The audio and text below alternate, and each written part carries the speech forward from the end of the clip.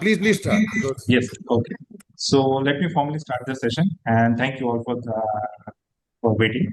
On behalf of Management Training Institute of SAIL, I warmly welcome you for the 32nd edition. I mean, the numbers keeps adding by one, but the list of and the kind of speakers we have in this leadership dialogue series Antardrishti is very coveted. And we all know that it is conceived as a platform which where our senior leaders engage with various distinguished practitioners and thought leaders, primarily to reflect on various topics like leadership, institutional transformation, and various emerging challenges for the steel industry, primarily. Sir, over the course of this series in last 2.5 years, sir, we have explored various themes around governance, innovation, strategy, leadership, execution, and increasingly, so we are seeing that recognizing at the same time the long-term competitiveness, and also now the particular theme is about the institutional credibility also, very closely linked to the theme of sustainability and also the responsible growth. We are adding a lot of capacity in steel industry, but at what cost? We have been talking recently of late in a very prominent manner, and there has been a clamor from the various stakeholders that what is the cost of the growth of this. And today's theme is also very pertinent. We'll be talking on the ESG for the metal and mining sector, which is especially very relevant for us when we are a stable company and also going for the next major phase of expansion. Now, why both metal and mining? Because we know that once the capacity of the production we keep on adding, similarly, the mining activities also will go into around 1.5, 1.6 times proportionately. Both the things have been rapidly evolving in this landscape, both in terms of technology, both in terms of the stakeholder expectation, also in terms of the regulatory developments. For this, we have a very esteemed speaker, Dr. Pankaj Satija sir. But to formally welcome all the participants and set the context for today's interaction, I now invite Shri Atanu Mukherjee sir to deliver the welcome address. Thank you, Mr. Rajesh, and good evening to all of you. And I like to welcome, first of all, I like to welcome Dr. Pankaj Satija, Executive Vice President, Corporate Affairs, JSW, and also all the Executive Directors and the Chief General Manager of Steel Authority of India Limited who are connected today in the online. As already you are aware that this Antardrishti is a special platform where we are discussing the different insights on leadership. And very religiously, we are conducting this Antardrishti session for every month. And this time we have selected the topic as ESG for metal and mining sector. And for this, our veteran speaker, Dr. Pankaj Satija, sir is with us. And I know him very well. When I was in the mines, sir was heading the Joda as well as the Normandy group of mines. And we had a lot of meeting also during that tenure. So I know Satija Sahab, his expertise, especially in the area of mining and the metal, and especially in the context of this sustainability. And as sir, just for your information, the SAIL is also equally interested in driving the sustainability across different plant and units. And this is our one of the thrust area for SAIL. And this is right now, this is the only one of the challenge that the SAIL is facing, and we need to come out from this. Regarding Dr. Satija, he is having a extensive leadership experience across mining, steel, sustainability, and corporate affairs. His rich industry experience and the perspective on sustainability, ESG, climate transition, resource security, scaling, and evolving the future of metal and mining sectors are expected to provide a valuable insight to all of us. And this particular today's session will focus on emerging ESG landscape in the metal and mining sector and its implication for industrial organization in the context of changing environment, economic and the policy environment. With this, I'm sure, all the executive directors and CGMs are also connected today. and all other GMs. We are finding a lot of GMs are also get connected, and L&D fraternity is also connected today in the online. So once again, I welcome all of you to this today's Antardrishti session, and I'm sure we'll have a lot of insight from Dr. Pankaj regarding the ESG area. So with this, wish you a very, very happy learning hour ahead. Thank you, and Thank over you, sir. Thank to you. Rajesh. Thank you, sir. It is my privilege to introduce our speaker, though many in say no, but please allow me formally a couple of minutes more to introduce Dr. Pankaj Satija, Executive Vice President, Corporate Affairs, JSW Group. Dr. Satija is a distinguished professional with more than 3 decades of experience spanning strategic planning, project management, mining operations, sustainability, policy advocacy, and the regulatory affairs aside. He is a graduate mining engineer from Prestige Institute of IIT ISM Dhanbad. He also holds a postgraduate diploma from Extradite and has also completed his PhD from Terry School of Advanced Studies. He is also PMP certified professional and has undergone several prestigious global leadership programs across geographies of the world like Germany, China, UK, and France. Over the course of his career, Dr. Satija has played leadership roles across Tata Steel Mining, JSW Group. Uh, Very interesting, combining both the operation excellence with a strong focus on sustainability, safety, environmental stewardship, and the community development. He has also very actively contributed to national policy and institutional development through multiple committees and task forces committees formed by Ministry of Mines, Labor and Employment, and the list is very long. Under his leadership, various pioneering initiatives have been undertaken in Indian mining sector. I will just name a couple. The list is very long, like pilot implementation of sustainable development framework in mining, early adoption of the drone-based mine monitoring system, a recipient of several multiple prestigious recognitions like National Geoscience Award, Global Sustainable Mining Award, a distinguished alumnus of IIT ISM Dhanbad. He also served in the list of the various prominent industry bodies like FICCI, Skill Council for Mining Sector. And I'm sure, sir, I will take the complete session of 1 hour with just going through your biodata, sir. But allow me to cut it short because we want to hear you. And, sir, without further much ado, sir, I hand over the stage to you, sir. Thank you. Good evening. Good evening once again. Discussing sir. with all my colleagues of SAIL is like meeting own family members. I have been almost all the mines of SAIL, Kiliburu, Megataguru, Bolani. I have stayed there. My friends were there and also visited the plant. And most of my colleagues who are in Delhi, we usually go to the government authorities with them. So I'm not going to teach, I'm not going to make a presentation. I am going to talk. I'm basically a storyteller also. And I would request kind participation and reciprocation from your side to keep me going in that direction. So you all know ESG is a buzzword and it's very important for any industry to survive. And as you know, ESG, 3 parts: environment, social, and governance. The toughest and difficult part is governance, my opinion. And the famous story of governance is known as Cobra effect. Any one of you have heard about this story? This story is from Delhi. So once upon a time in British area, there were many death cases due to cobra bites. And the British government was worried. So they came out with a scheme that whosoever kills the cobra and comes with the dead cobra, he'll be given this much amount of money. So all the people, they started catching cobra, killing cobra, going to the government authorities and getting the money. And slowly the death cases due to cobra bites came down. But then some people saw this as an opportunity. So they started breeding cobra at home. And then killing cobra and then going to the government to get more and more money. So it became a cobra breeding industry. And somehow the news went to the British government. British government suddenly stopped this scheme. So what happened?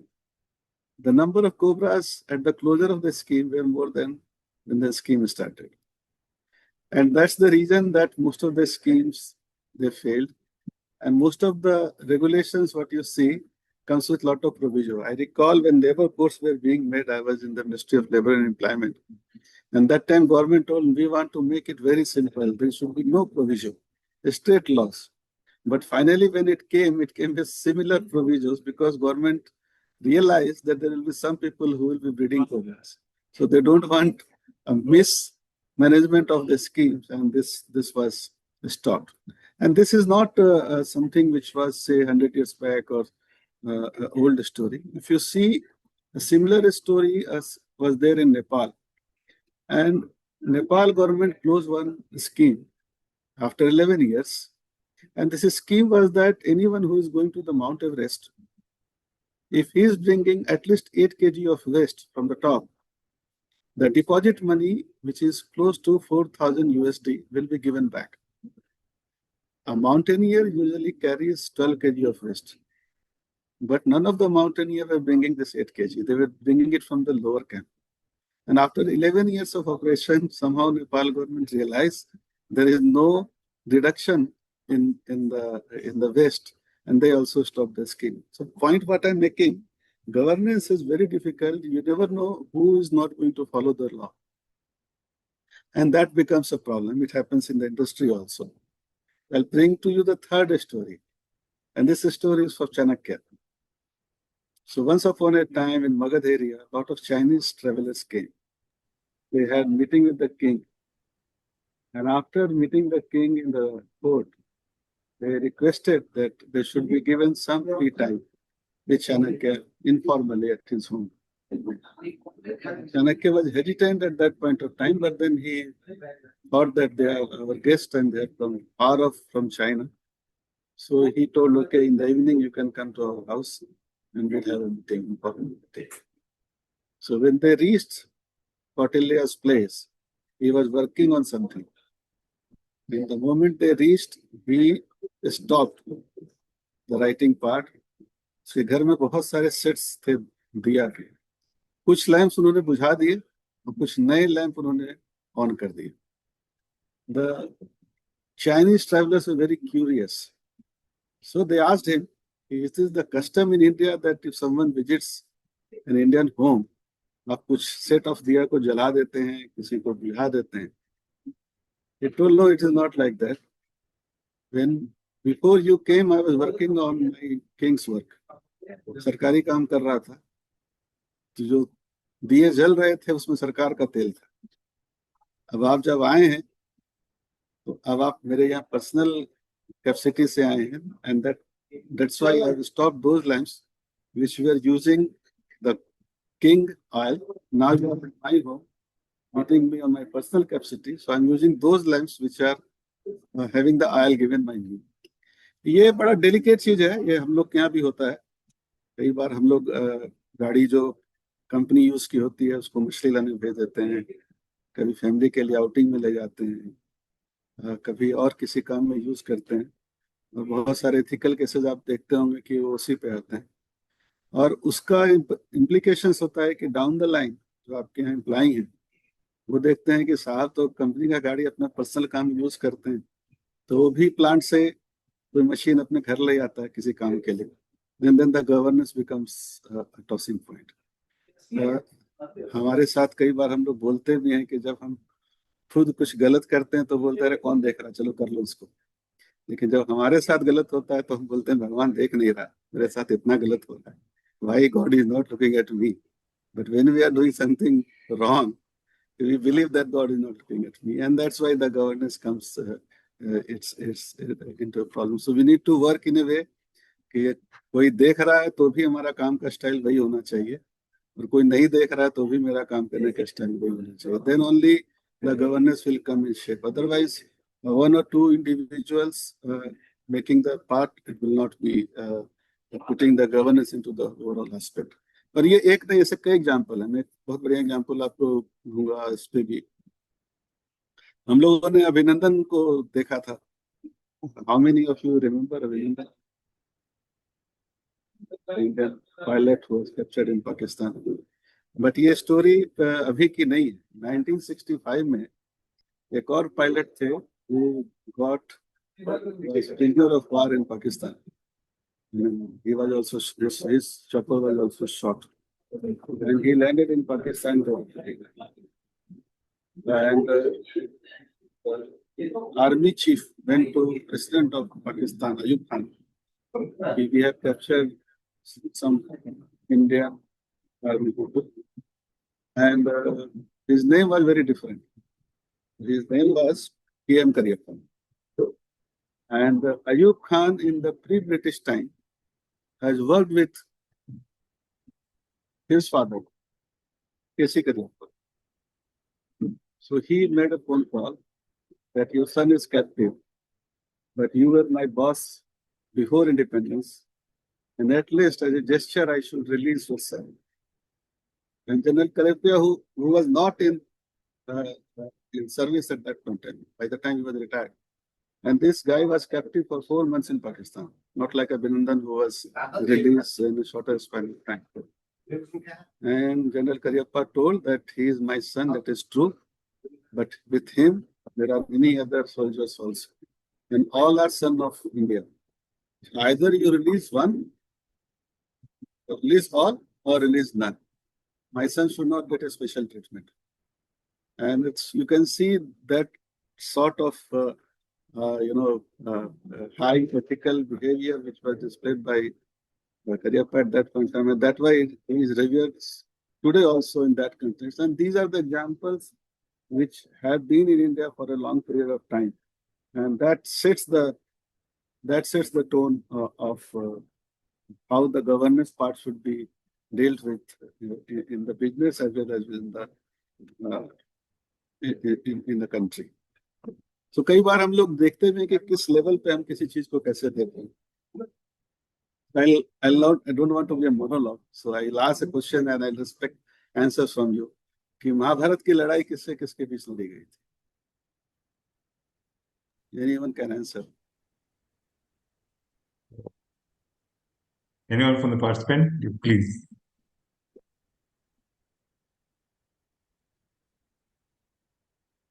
Kaurava Pandav. Regarding Mahabharata, right? Yes. So it was between Kaurava and Pandav. और जीते कौन? Dharma, Pandav, Krishna. तो ये एक level पे देखने का है. दूसरा लेवल है कि ये लड़ाई लड़ी गई शकुनी और कृष्ण के बीच में. और जीता कौन? दोनों जीते. दोनों का पर्पस ऑब्जेक्टिव अचीव हुआ. मैं इसलिए बोल रहा हूँ कि किसी भी चीज का है वो एक लेयर में नहीं होता है. इसलिए गांव में किसी आदमी को आप पूछेंगे कि गीता क्या है, भगवत गीता में क्या है, तो जो थोड़ा कम पढ़ा लिखा है या जिसको इस डायरेक्शन में थोड़ा इंटरेक्शन कम हुआ है, तो बोलेगा अर्जुन जो था घबरा गया था, लड़ना नहीं चाह रहा था, तो भगवान कृष्ण बोले लड़ो, तो लड़ लिया. यही गीता में कहा गया. तो उसका अंडरस्टैंडिंग है. That is one layer. I am not saying is wrong. That is one level of reflection और one level of perspective. That is, जिसको दृष्टिकोण कहते हैं. दूसरा ये है कि अगर आप भगवद गीता को देखेंगे तो पहला जो उसका श्लोक है वो है धर्म क्षेत्र कुरुक्षेत्र सामवेता युत्सव मामका च पांडवे च किम प्रवृत्त Sanjay. And the first word is dharma. And if you see the last sloka, Yat Yogeshwar Krishna, last word is iti mama. So if you see in the Bhagavad Gita, the first word is dharma, second word is, the last word is mama. Dharma is the duty. So in any part, your duty towards your organization, your duty towards your nation, that becomes the first, and your mum part, your self part, comes the last. And if the examples what I have given so far about Mr. Karyappa or Chanakya, it's again on the Indic philosophy of Bhagavad Gita that your own duty towards your organization comes first, and your self part comes later on. I'll any reflection so far? Anyone wants to say anything? Should I continue or take a pause?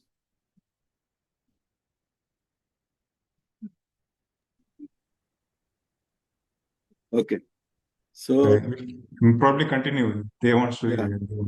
Yeah. So my next story is from, again, the last story from the governance part, because then I'll dwell more into environment and social. How many of you know Darbhanga and Darbhanga Maharaj? You might have heard about him. बहुत लोग अगर काशी गए होंगे तो दरभंगा का भी है, बहुत जगह, बहुत सारी बिग सिटीज में दरभंगा का भी आपको जिक्र मिलेगा, दरभंगा महाराज का, या some social activities by. So this story is from Darbhanga, and this story is known as Dai Ka Talab. It is written by Anupam Mishra. He is a famous journalist, and there is a lot of work on water. So Dai Ka Talab ये दरभंगा की story है।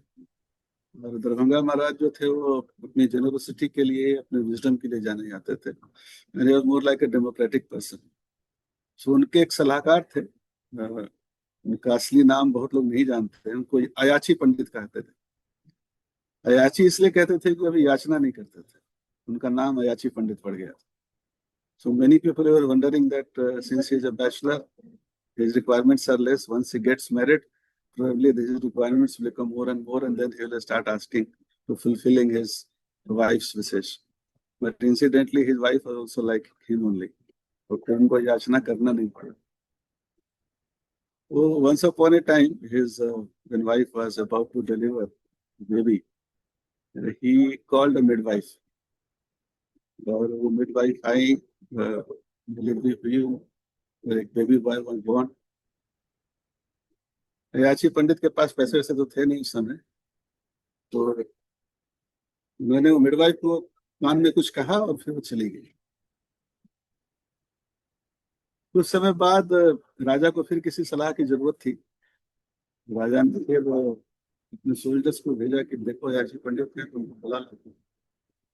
तो अयाची पंडित उस समय घर में नहीं थे, उनका बेटा करीब 7-8 साल का हो चुका था। उन्होंने कहा कि मेरे पिताजी नहीं है, बट राजा से कहिए और उनको कुछ सलाह चाहिए तो मैं दे सकता हूँ। Soldiers were in dilemma. If they go and tell the king that कि बच्चे ने ऐसा कहा है तो भी राजा गुस्सा होगा, और ना कहें तो भी राजा गुस्सा होगा। So they went to the king and told कि Ayachi Pandit was not there, but his son has told like this. Raja got curious and he told कि bring him. And in the court, king didn't want to ask question in front of so many people. So he took him to a room and asked the question related to the kingdom, maybe security or otherwise. And this little boy gave some advice. And king implemented all that advice, and it was found to be very fruitful and successful. So king gave him a lot of gold coins, a lot of other ornaments, all valuables to the boy when his father had come at that point of time. Then Ayachi Pandit called the midwife, and he gave all those valuables which he has received from the king. And this midwife is known as Dai in the local language. उसने कहा कि ये जो पैसे आप या जो valuables मुझे दे रहे हैं, ये मेरे काम के हिसाब से बहुत ज्यादा हैं, मुझे उतनी नहीं चाहिए। मेरा मेहनताना बहुत कम होता है, जो आप दे रहे हैं बहुत ज्यादा है। तो याची पंडित ने कहा, no, when I have nothing to give, I had told you that point of time that whatever will be the first earning of my son, I will give it to you. And this is the first earning. अब ये कम है, ज्यादा है, मैं इसमें इत्तेफाक नहीं रखता हूँ. I am going by my word that whatever is the earning of first earning, I am giving it to you. And Dai also realized that it is too much of the reward for the work she has done. तो उसने उस सारे पैसे से उस time में दरभंगा में 60 तालाब बनाए. These talabs are known as Dai Ka Talab. This is a very good book available on Amazon. Maybe you will get in net also when you Google it. There are many takeaways from this story, but I don't want to prescribe moral of the story. But if you look into this aspect, that ethical commitment was maintained. Yachi Pandit delivered what he has told. और हमारे यहाँ organisation में हम लोग कभी कभी जो commitment करते हैं अपने सबऑर्डिनेट के साथ, वो डिलीवर नहीं कर पाते हैं. कभी कभी रॉन्ग और फॉल्स कमिटमेंट कर देते हैं कि अच्छे से काम करो तुम्हारा प्रमोशन हो जाएगा, बट जब आता है टाइम तो हम प्रमोट नहीं कर पाते हैं. और ये कई बार होता है. कई बार हम अपने कमिटमेंट अपने कस्टमर के साथ फुलफिल नहीं कर पाते हैं, कई बार हम अपनी कम्युनिटी के साथ फुलफिल नहीं कर पाते हैं. So this is one takeaway. I'm not prescribing again, but then second again was the water, what was very important at that point of time also. Third है कि कितना पैसा चाहिए, कितना रखना चाहिए, कितना जन कल्याण में लगाना चाहिए. जो आज हम CSR की बात करते हैं या 2% प्रॉफिट की बात करते हैं, for that midwife this money was too much. She could have stopped going to work and kept that money and would have lived the life very peacefully and in a luxurious way. But then she realized that there are certain more things to be done by her, and she did that. So my point from all these stories that it is governance which is very difficult. You never know who is going to make error on your behalf in your company and bringing the whole company image into fix. And that's why the responsibility lies with the senior people, the leadership, that they need to walk the talk.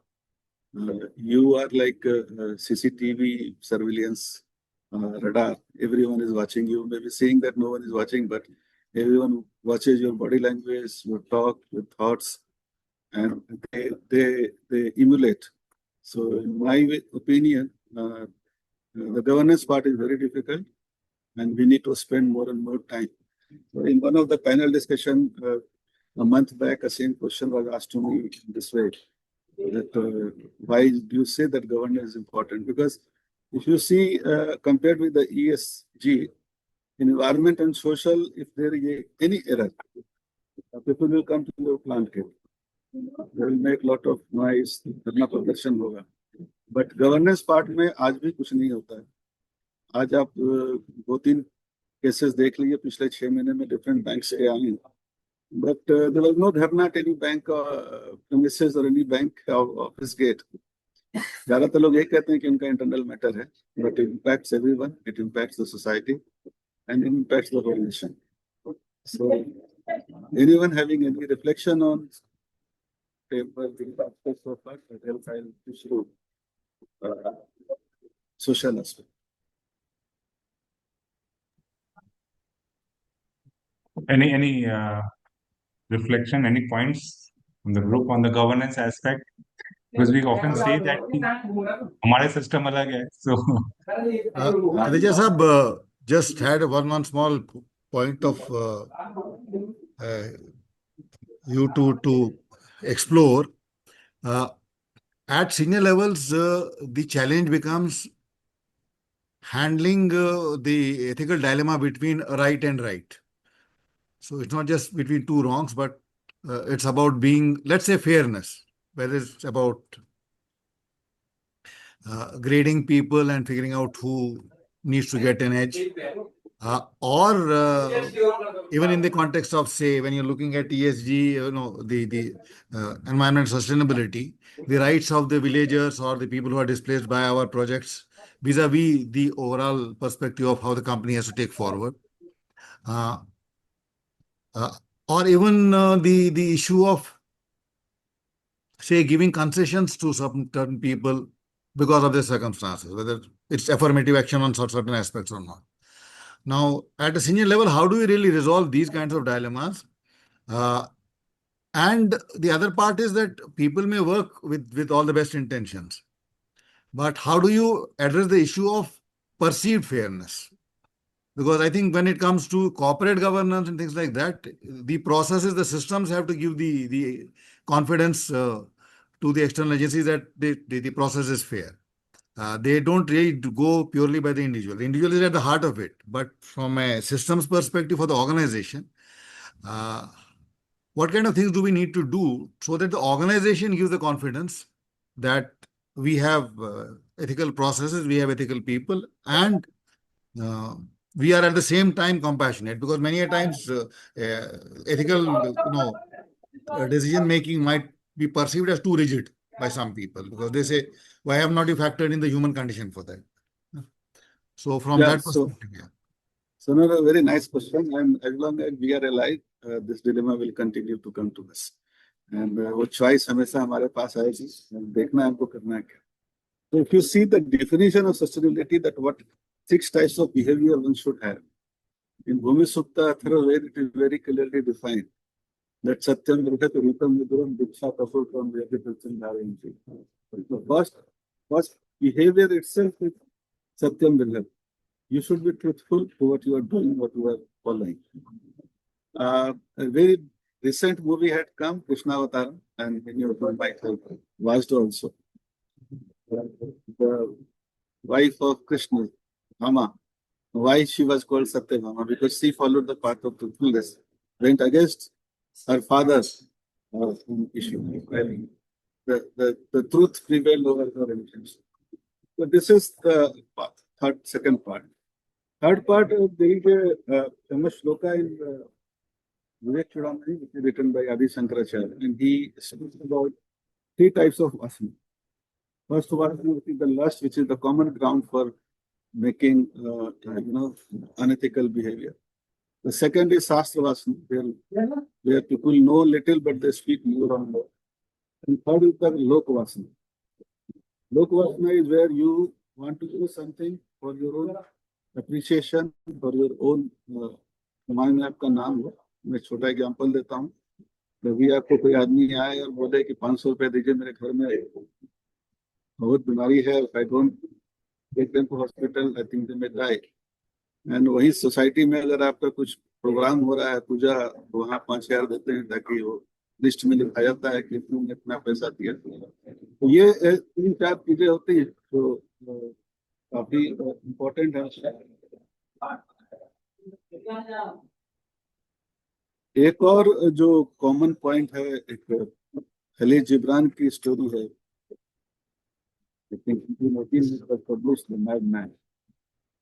And this story is that wells in the city of Vijay, all the people in kingdom, water from that area. Can you be a little bit louder? Sudden, it's gone. Many of them are mentioning in the chat that the voice is low. Is it better now? Yes, slightly better, sir. Okay. So once in the night time, a witch put some droplets of strange liquid into the wells, and whosoever was drinking water from that well, they were becoming mad. The behavior, they were dancing on the streets, they were moving naked, and except king and some of the subjects, everyone had become mad. And then these people realized that the king is not following the rule, he is different from us. I think king is mad, and they all decided to move towards the king's palace to teach him how to behave.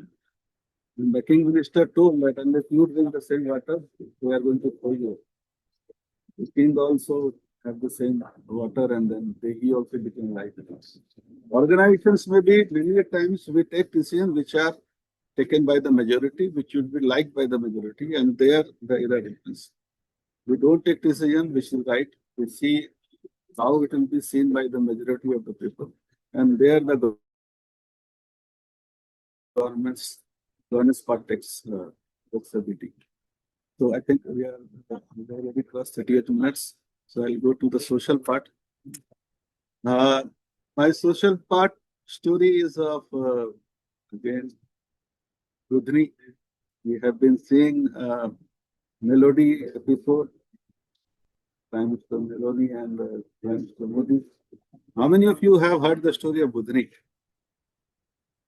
Anyone he has or she has? Story of, sir? A story of Budri, a lady called Budni. Not me. Okay. So this story is of 1959. Trust I am audible better than. Yes, sir. Slightly better. Probably there might be some background noise, or so it's suppressing. But yes, sir. I'm using earphone. Yeah. So this story is of 1959 and belongs to DVC area. Prime Minister Nehru had come to that place for inauguration of that Panchayat Dam. And then he asked people that whosoever has been involved in this making of this dam should be there to inaugurate. And a lady called Budni she went and she switched on the Panchayat dam. She came with a garland, and this garland was given to Pandit Nehru, and Pandit Nehru also gave the same garland to her. She was from the village Karbuna, and the village head told that now you are married to Mr. Nehru, so you are not allowed to enter into house. You are his wife. And the plight of lady who put lights to many households in DVC this time, her whole life was in dark. She was removed from the company after, I think, in 1962. This inauguration happened in 1959. In 1985, again someone approached Rajiv Gandhi at that point of time. She was reinstated and died in 2023. Why I am bringing the social aspect here? Because many a times our own assumption is that social means कंबल बांटना, blanket बांटेंगे, थोड़ा पानी का नल खोल देंगे वहाँ पे तो मेरा social obligations पूरा हो जाता है. But many a times if you are not understanding the local culture, local custom, then that becomes an issue for any CSR activity. And that's why engaging with the people on social aspect is very key to any business success. And what has also happened that if you see the recent land acquisition issues, so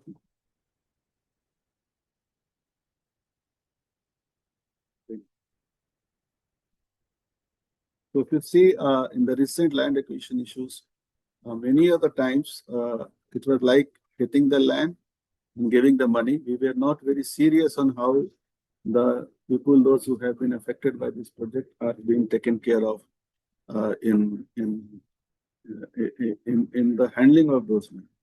So our own observations, if you see either in Gurgaon or in a project area in Jharkhand or Odisha, the moment the money is given in view of land, the first thing the person does is buy a Scorpio or in maybe in present time Thar.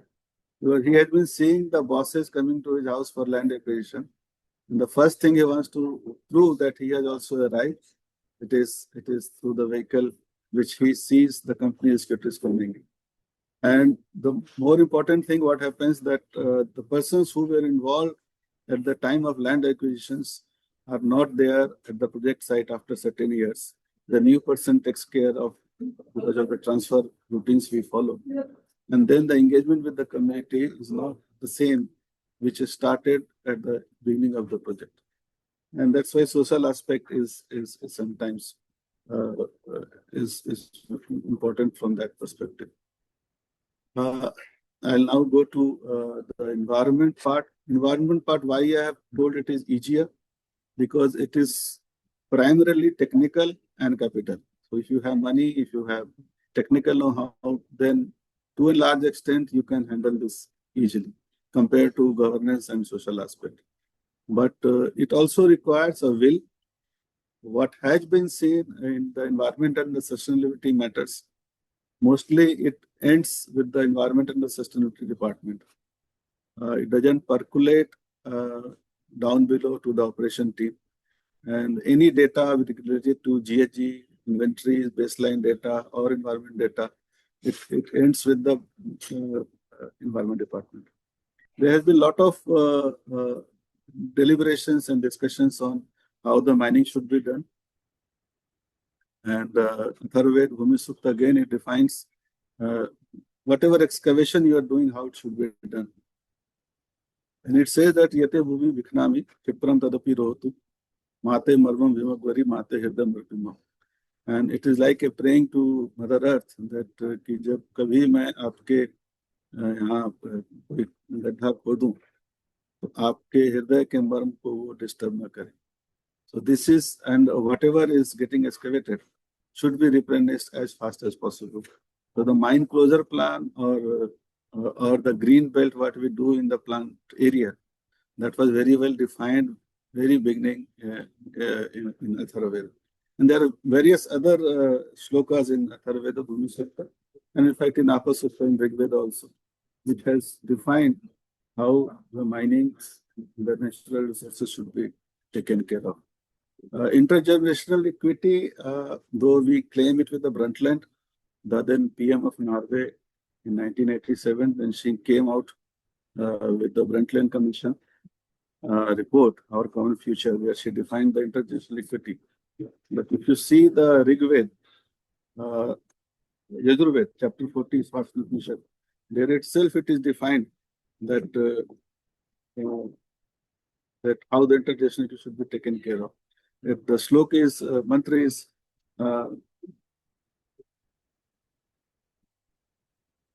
Magradha Kasvidhanam.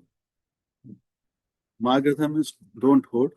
Kasvidhanam is whose money it is, and that is the part of Swasya Upanishad that the intergenerational equity aspect should be taken care of. It also defines the SDG 12, responsible consumption, which means ten takten bhunjita magradha kasvidhana. Ten takten bhunjita means whatever you are consuming, you should consume with renunciation. And that's the important aspect of the intergenerational equity and social stewardship and environmental democracy. So I'll leave my talking as of now, and some time should be given for Q&A.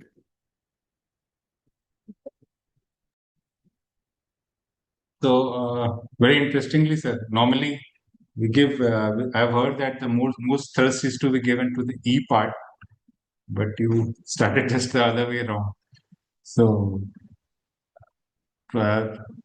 it's also a time for the participant also to ask the question directly to the sir and get his also piece of advice. And also, it's a good opportunity to share what do you also think about this ESG aspect and also the relevance for us. So the house, the floor is now open for the interaction. Thank you, Pankaj sir, for very insightful, the way of telling giving us a different perspective regarding ESG. Actually, I was expecting some sort of, PPT that you will present what will actually happen, but it was completely different. You gave entirely new perspective how governance, social, and environment can actually impact everyone and everyone, including our companies.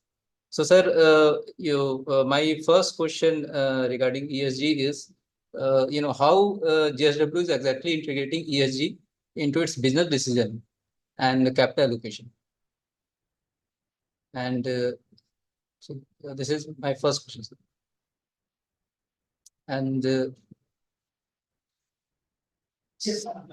yeah. So regarding JSW and many other companies, when I'm saying JSW, doesn't mean that other companies are not doing. So JSW has a program of they call SEED, SEED, Sustainability, Energy, Environment, Development. And primarily, the objective is to involve all the shop.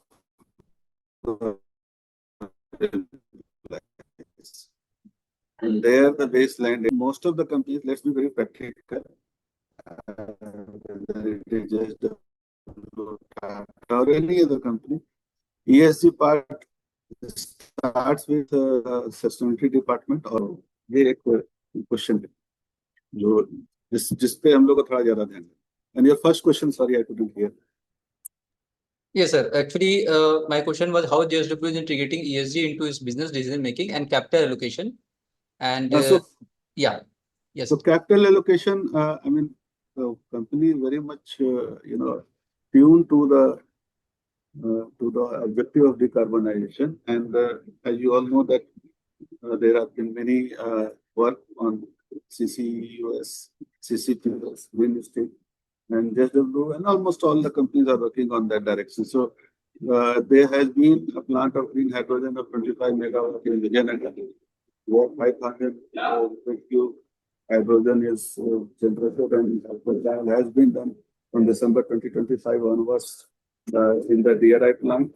There has been reduction of CO2, there has been reduction of temperature also, and the EPH 5 per hour has gone up, but then the cost has also gone up. So cost has gone up by 600 rupees. So as you all know that if you are doing some work on this area, the cost will go up. But yes, we are hopeful that in days to come, there will be premium which the customer or the government will be able to pay, and things are going in that direction. JSW Energy, in partner with JSW Steel, is heavily we are investing in RE, and biggest pumped storage plant MOU has been signed with the state of Maharashtra. So it is going in almost all the directions. So you all are aware that energy, water, climate change, and biodiversity, these four are interrelated. If you work on energy efficiency, that will help you in decarbonization. If you work on climate change, it will help you in biodiversity. So working on all these four gamuts in different combinations, that is helping us JSW, and I'm sure all other countries are also.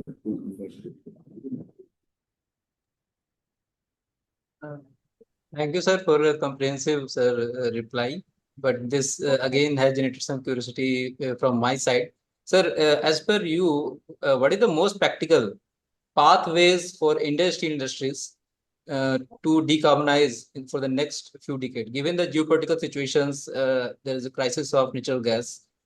People are talking about gold classification. People are talking about hydrogen. So, what do you think? What is the most practical approach for Indian steel industry to decarbonize in the next few decades for India? So first of all, it is reduction at source. Whenever you want to do or work on any such area, the first, how much less carbon you can use, that is the first. Then comes the decarbonization. So it starts with the quality of raw material that you are using. If you see in the last few years, if I think FY11 plus 62%, I feel was more than 60%. And it has come down to less than 40% today.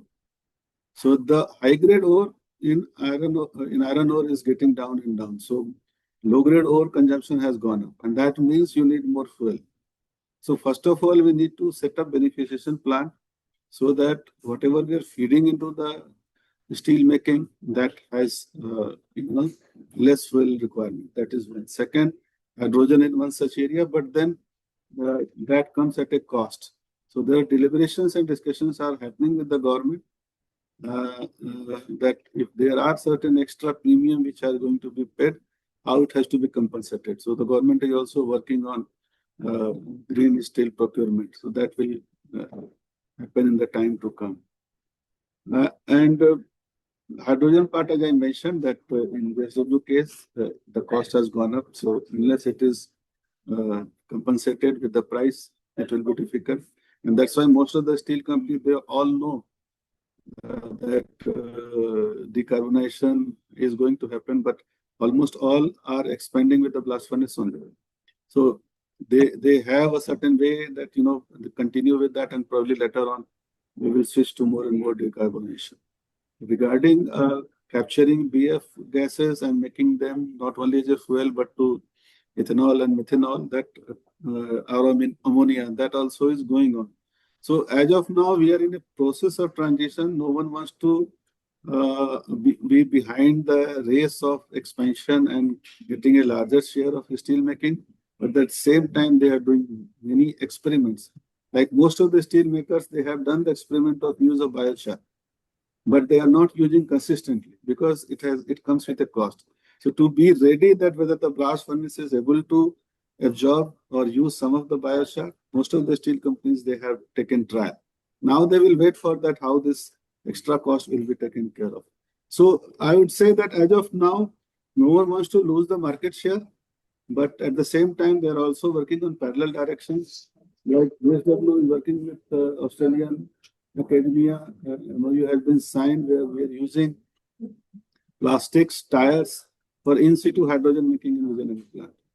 But that is at a nascent stage. So almost all companies, they are working on the decarbonization pathway. But at the same time, if you see from a bird's eye view, they are also going with the blast furnace so that they do not lose the nutrition.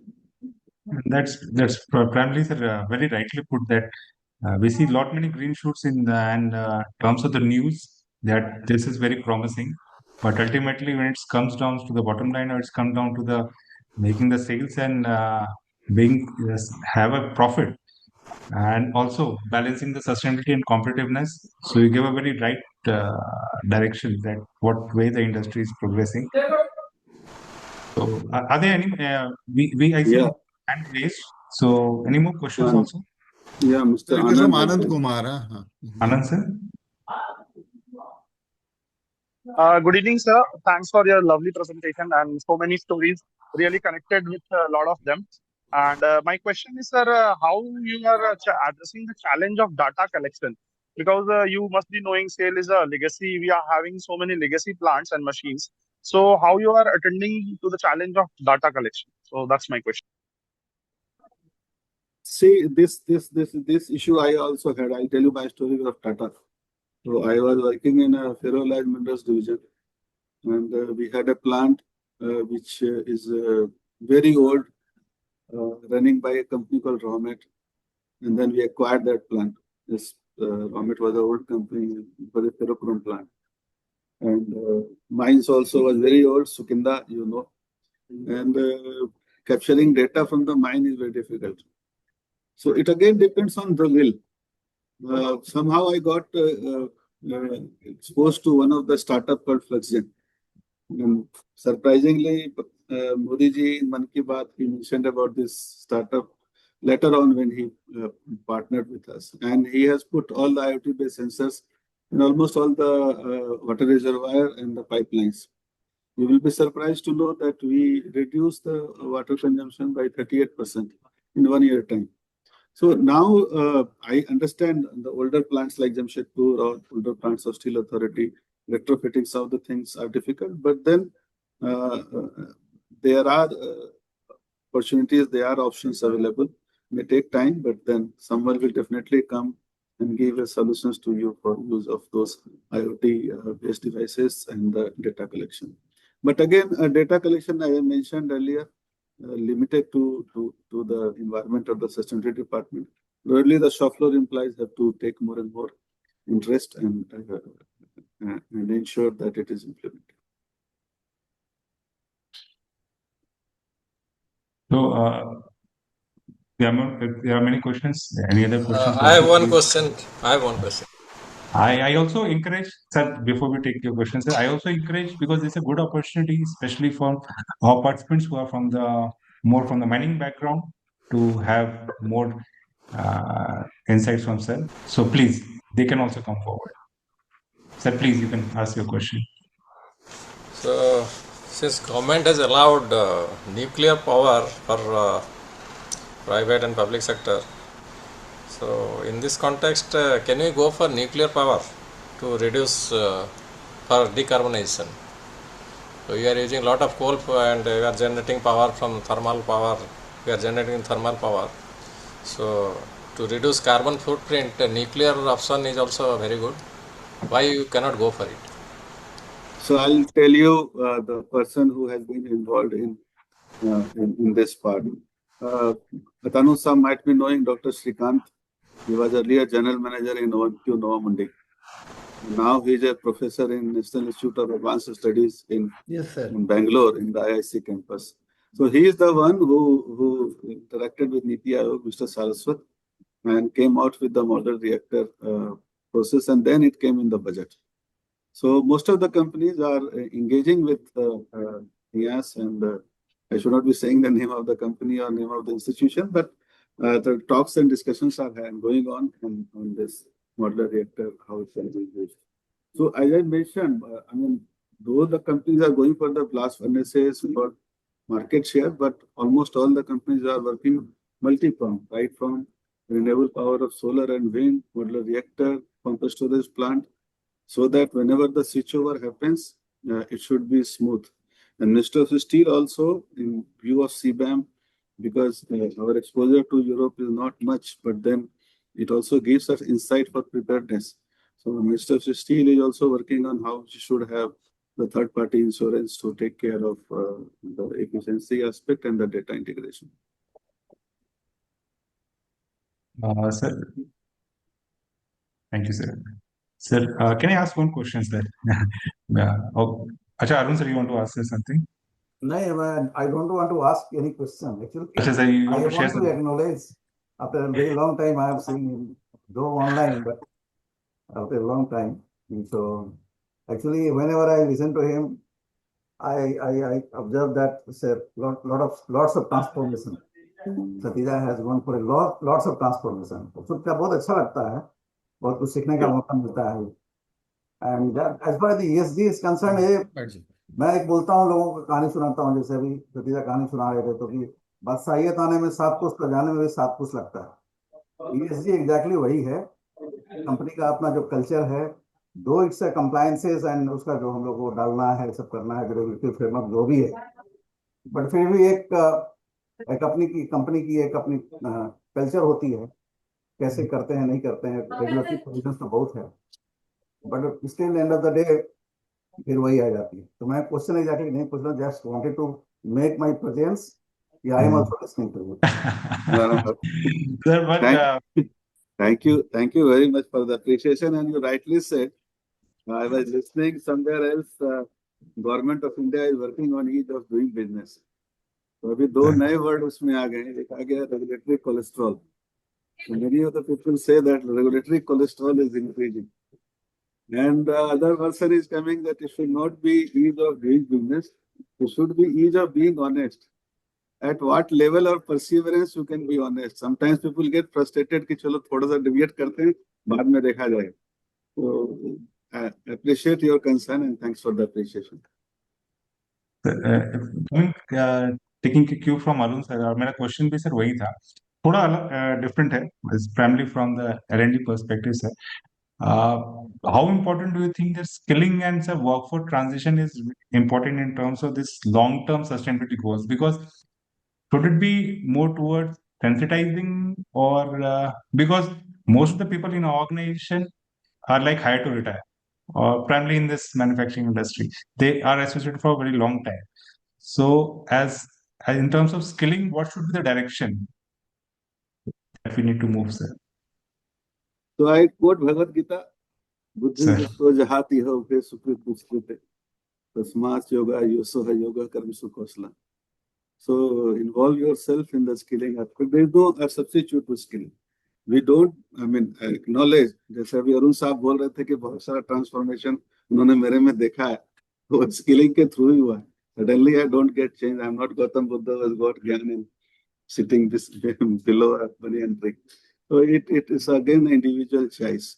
So skilling happens either in push way or in pull way. But then there is not many changes which have happened.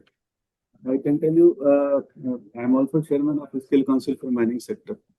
And it mostly works with peer pressure. I started one program called Prakashini in Sukinda for the female operators.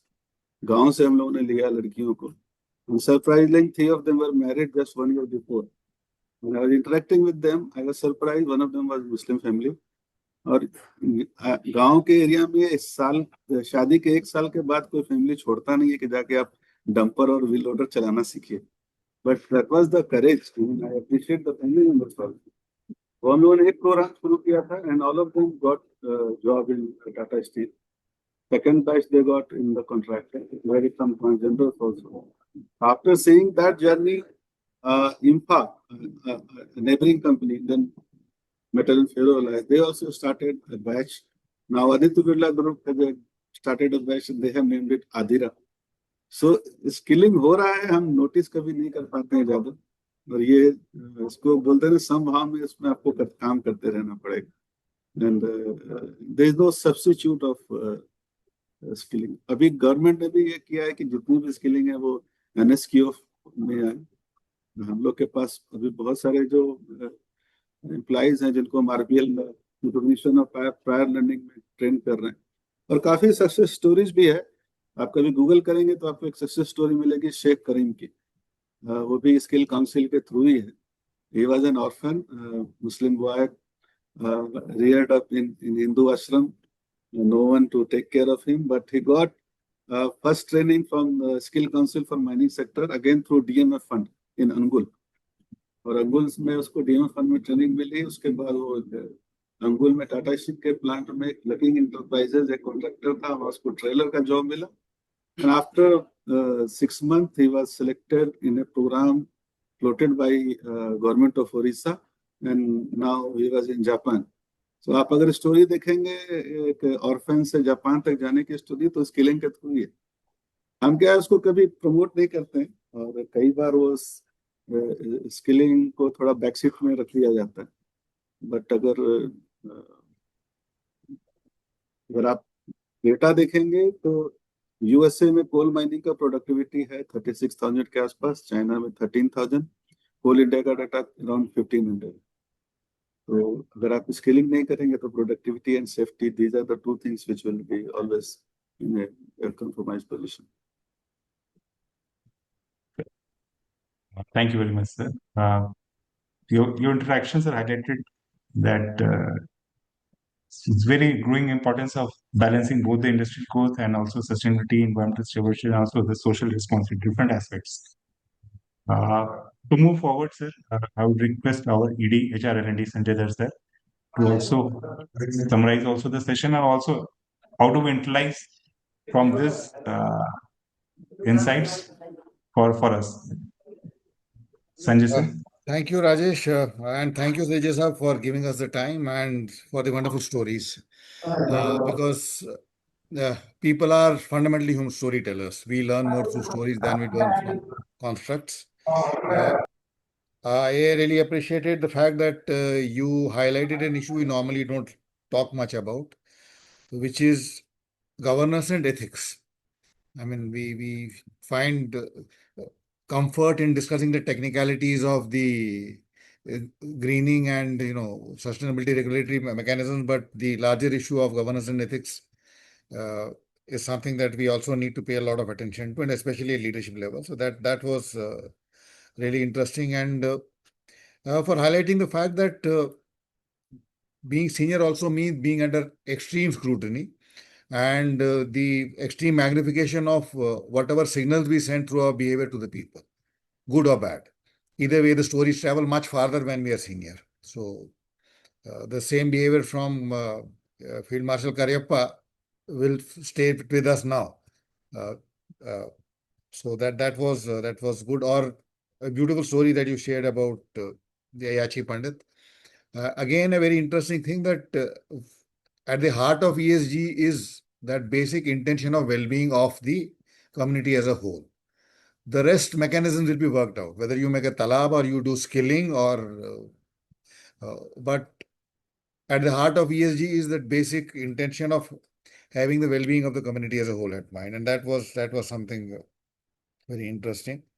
And you also discussed about the other aspects of administratively and technologically addressing those issues, and he said, how do we reduce coal? Because at the end of the day, for us, the biggest parameter of the environmental impact is coal. So if we can reduce carbon, that's where everything comes out.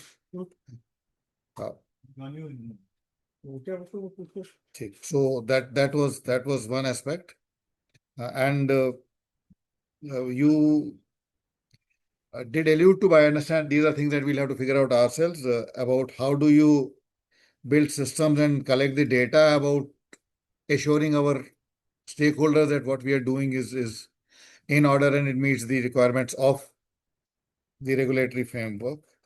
It was heartening to know about the kind of impact that skilling can have on the overall ecosystem. I think that was a very interesting perspective that you shared, that when you're talking about social responsibility, it is not about giving out doles or creating dependence. It's about building capacity. And I think that's what we all need to understand, that look at CSR and all community-related activities as capacity building initiatives, as force multipliers. If you can build capacity in the community, then you don't have to create dependence. They will create their own spiral of well-being going forward. And we are also doing all these things on skilling, and RPL is also a very popular process in our case. And again, shared a very interesting story about how skilling can take somebody from all the way from a remote area of Odisha to Japan, is something that is very inspiring, and we need heroes. We need those inspiring stories for people to really appreciate that what we do does make an impact. I think a lot of the times we don't appreciate the impact of CSR or such activities, assuming that we are doing it because we have to do it. The moment we start doing these things because we feel that it can do a lot of good, I think better outcomes will be achieved. So very, very interesting insights. Thank you for giving your time, and I'm sure that people would have picked up a lot of practical tips on how do we really approach what is the mindset that we have to take to ESG. The mechanics will work out. So thank you very much for a very, very delightful. Thank you, sir. Thank you, sir. And your reflections on the way this topic, sir, is very enriching and also very fresh way of delivering and also engaging with the participants, sir. Thank you, sir. And it's also very particular for organization like us, sir. Thank you. Thank you on behalf of MTI, sir, and all the participants at ICSG. Thank you for sharing your valuable experience and also your perspective on these topics. I also thank all the executive directors, CGMs, and all the colleagues who have joined for today's session. Thank you, sir. Thank you very much, sir. Thank you. Thank you, Pankaj, sir. Mr. Thanks to all. Thank you once again. Thank you, sir. We'll now end the meeting.